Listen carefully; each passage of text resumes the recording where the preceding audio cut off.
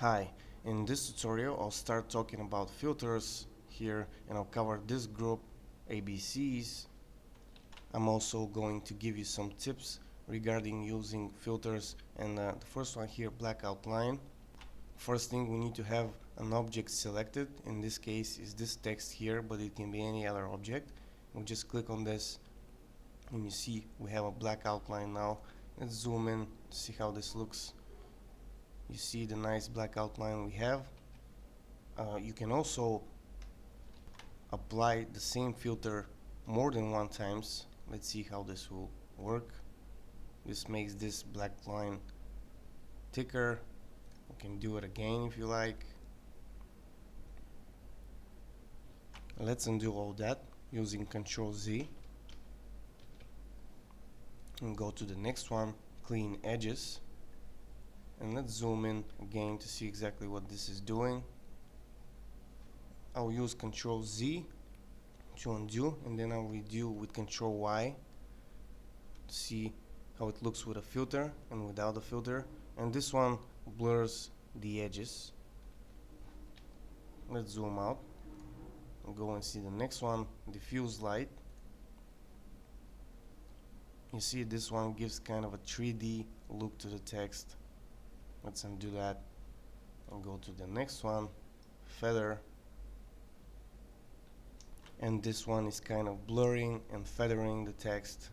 You see how the object grows. If I undo, you see the outline here of the object. If I redo, you see the object grows. Let's undo this and go to the next one, matte jelly. This one gives kind of a 3D look to the text. Let's undo this. Also remember that you can use more than one filter on an object. For example, in this case here, if I choose black outline and then go to again here and use this matte jelly, you see now I have both filters. I have a black outline and the matte jelly filter.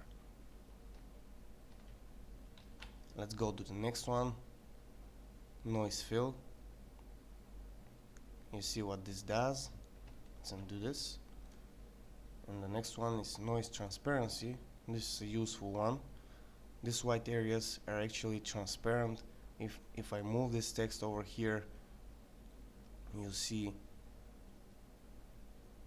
that these areas here are transparent. Let's go to the next one, roughen. Another nice effect. You see how this affects the edges of the text.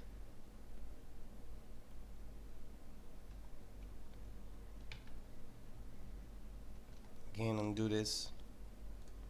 ABCs, simple blur.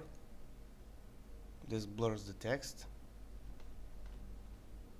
And the next one here again gives kind of a 3D look to the text.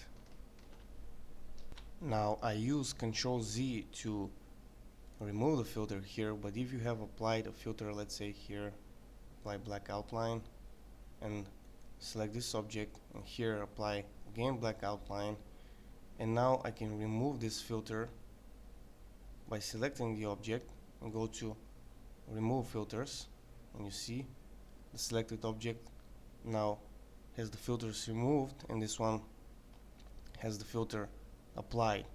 But I can also select both of them using the shift key. Hold down the shift key and you select this one, go to filters, remove filters, and I will remove the filters of both objects.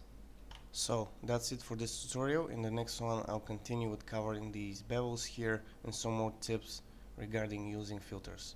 That's it for now. Bye.